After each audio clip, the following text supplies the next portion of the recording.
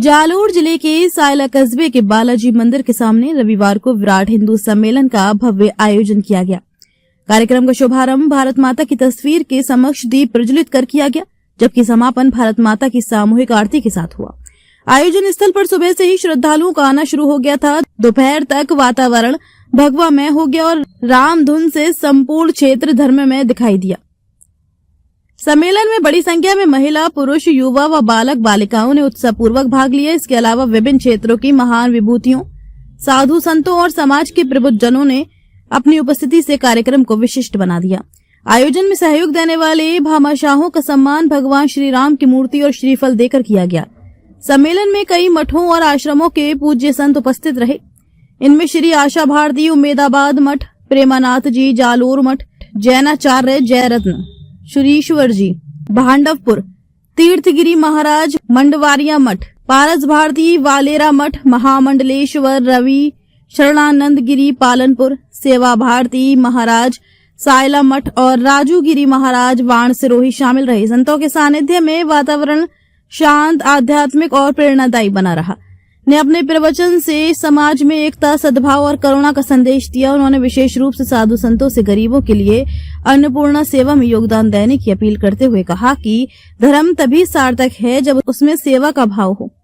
कार्यक्रम में मुख्य वक्ता आरएसएस जोधपुर प्रांत के प्रांत प्रचारक विजयानंद जी रहे। उन्होंने वर्तमान सामाजिक स्थिति, सांस्कृतिक मूल्यों और राष्ट्र प्रेम पर प्रेरक उद्बोधन दिया।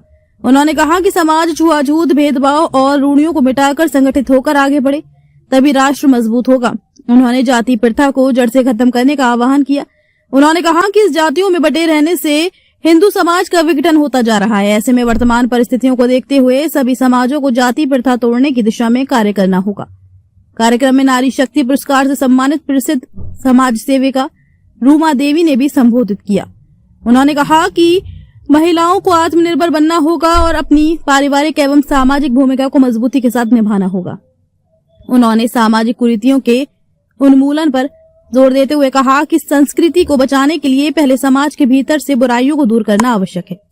सम्मेलन में देश भर में विख्यात भजन कलाकार प्रकाश माली ने अपने भजनों से उपस्थित जनसमूह को मंत्रमुग्ध कर दिया। उनका लोकप्रिय भजन मेरे भारत का बच्चा बच्चा जय जय श्री राम बोलेगा जैसे ही गूंजा, श्रोता भाव विभोर हो उठे और तालियों की गड़गड़ाहट से पूरा पंडाल गूंज उठा।